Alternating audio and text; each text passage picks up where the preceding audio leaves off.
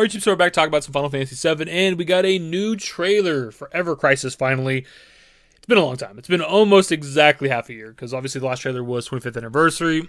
I don't know if this had anything to do with the Crisis Core stream or whatever that happened earlier today, because I was up about 4 to 5 a.m. and this dropped right before that live stream was supposed to happen, so I don't know if it was a part of it, or if they were just randomly dropping a trailer. This trailer actually shows us quite a bit, my dudes. I watched it in Japanese initially, and then it wasn't until later in the day, once I woke back up, that there was an English trailer out there, at least with English subtitles and English screens and stuff like that. The dialogue at the beginning is obviously just subtitled. I feel like we have this conversation damn near every time we talk about Ever Crisis / First Soldier, but people were wondering if Ever Crisis was ever going to get canceled, and people were so surprised to see a trailer earlier. But it was never going to get canceled. We did a whole video about this. We talked about this already. But First Soldier being canceled would not have any sort of effect on Ever Crisis outside of the delay that we're currently seeing, that we've been seeing for a long time. It's possible that because of how bad First Soldier was doing, they wanted to delay Ever Crisis to make sure to get it right before it drops. And that might be why it's taken so long to come out. But other than that, First Soldier was never having an effect on Ever Crisis. It's completely different developers. It's Applebot making Ever Crisis, and it was A-Team / Square Enix making First Soldier, right? So, and I'm sure Square Enix has some sort of hand in Ever Crisis, but again, different dev teams. So one was not affecting the other. Now the trailer's not super long. It's only 2 minutes, which I think is what the other two trailers are as well. So it's kind of consistent with their length of trailers, but there's quite a bit to break down in this. So let's hop right into it. So the trailer opens up with our 3 First Soldier characters, and for the life of me, I cannot find their names. I don't remember what their names are. We got them at some point. I've tried to research it for the last 10 or 15 minutes, and I just can't track it down. You look up First Soldier characters, 3 characters, character names, and it's just character creation shit and character skins that are in the game. I can't find it. But they have names, can't remember what they are. The scene itself is actually not new.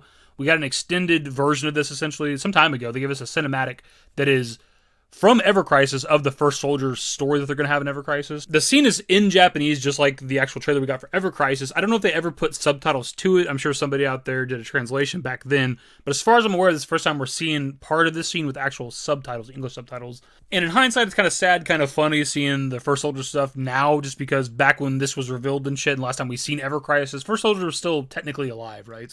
But as we learned the last month or two, this game is coming to an end. But at least it'll live on through Ever Crisis. And I'm a little bit interested in these guys' stories, because back in the day, we were told that none of the characters mattered, and at some point, they gave them a name and wanted to give them some story and shit, so definitely interested. So moving past that, we get a very quick look at the home screen, or the main menu, whatever you want to call it, and the user interface for that, and you can see that both Final Fantasy VII and Crisis Core are available, which is something we've been talking about for quite a while. Every trailer we've had for Ever Crisis so far has shown Final Fantasy VII original stuff, but also shown something for Crisis Core. So we've been thinking for a long time that the game would probably launch with FF7, but also Crisis Core gameplay and content or whatever. And this trailer seems to be confirming that. We can derive a lot from the screen. So for starters, in the top right, you have your actual player level. Next to that is either going to be your inbox, your messages, or notifications for the game itself, for future updates and things that are going on in the game. And right next to that inbox thing, whatever it is, if I'm not mistaken, based on other gacha games that I've played and stuff, would probably be what you tap to go into your settings and shit. So if we look to the left side of the screen, in the top left, you can actually see a back arrow. So this might not be the main home screen. You might have to click on something to get here. Below that is the main story stuff, obviously FF7 Crisis Core. This is where all the other stories and games are going to be too. Below that is allies. It's more than likely friends that you can add in the game. The equipment that you're going to collect for the characters that you collect eventually, and that's what the party thing is below that as well. It's going to be the party of characters that you have. Create your party to do missions and quests with. And then your draws down there is going to be the gacha system, where you go to spend money or gems or whatever the case to try to pull characters and gear. And then on the middle right, you have the description for the game that you're hovering over, and for FF7 it says, a journey of self-discovery surrounding the fate of the planet. In the metropolis of Midgar, towering Mako reactors drain the planet's lifeblood to fuel in, and that's all we get. If we move forward just a little bit, we can get the description they have for Crisis Core as well, which reads, men cry not for themselves, but for their comrades. As the war with Wutai nears its end, one soldier instigates an uprising in an attempt, and then we get nothing else. And moving forward just a bit more, you can actually see in the bottom right corner that you have to tap select after you've chose what story or game to play. It then opens up to this pretty cool visual of hovering over Midgar, where you can look at all the different quests and story segments you can do.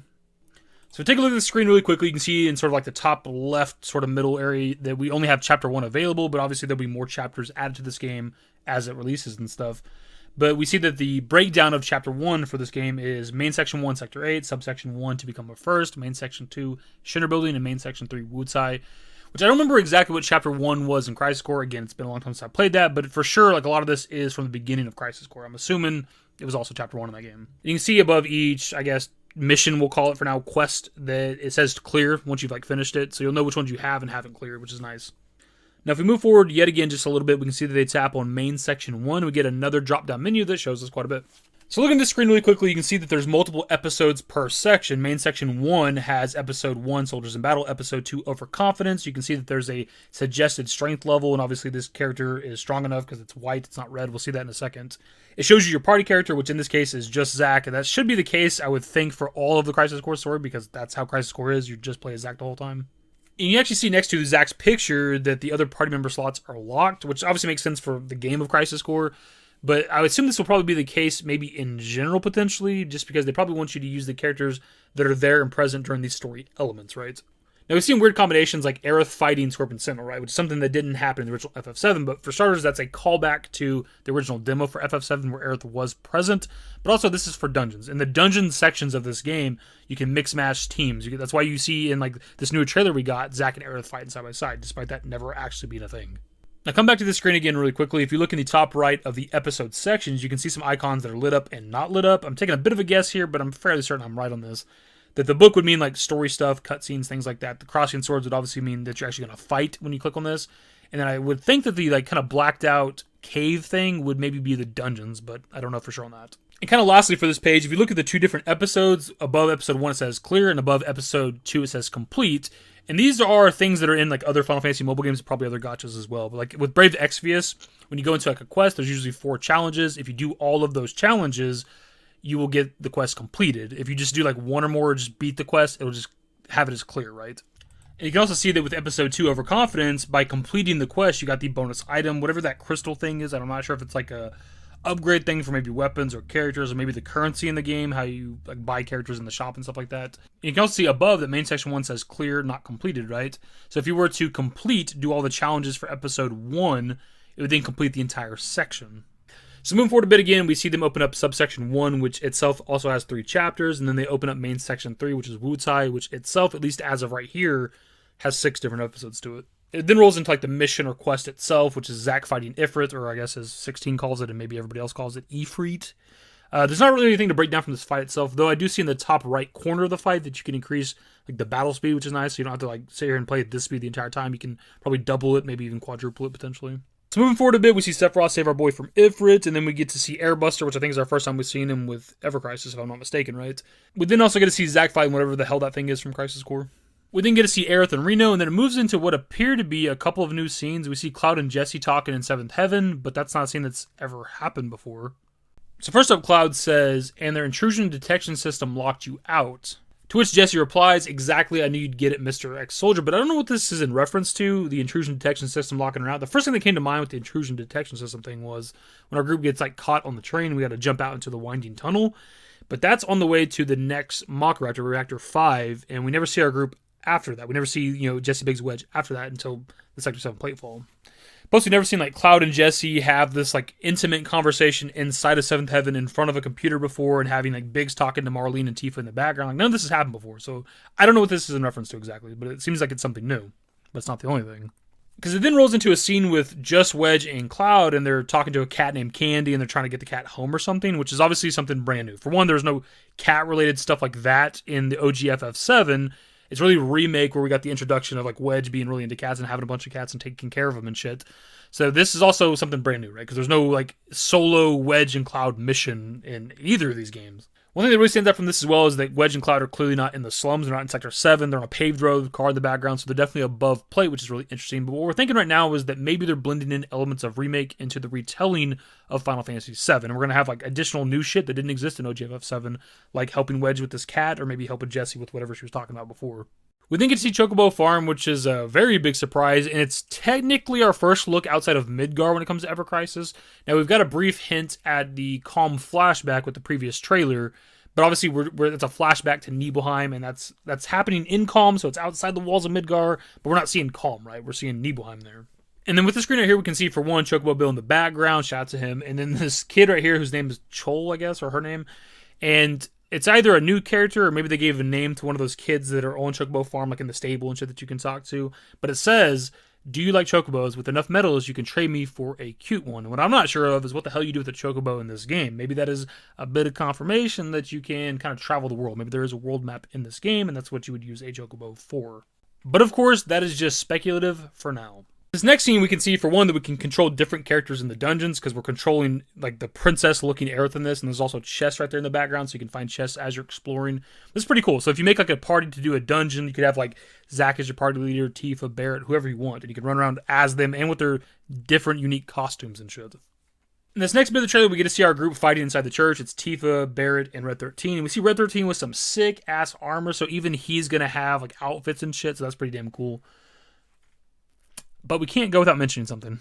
The cross is also missing in Ever Crisis. That now puts us up to 4 to technically sort of 5 games where the cross is missing. Remake, Intergrade, First Soldier, Crisis Core Reunion, and now Ever Crisis.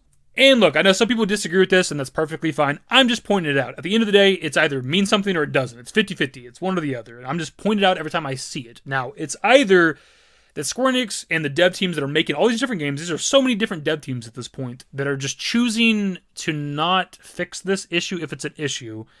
That's where I find it hard to believe, right? Some people think, the different dev teams, the CGI scenes versus the in-game remake models and all this other stuff like that, they're different dev teams, and that's where the problem comes from. But the logic that we're working with here is that for the last 3+ years now, for including the dev time that went into making Remake and making these other games and shit, that nobody's ever caught this, or if they know that it's there, they're just choosing not to fix it. And I just find that a little bit absurd. More so absurd than just thinking that it maybe has a meaning with the Remake story and shit that's going on. Like, that's, to me, is a simpler option here.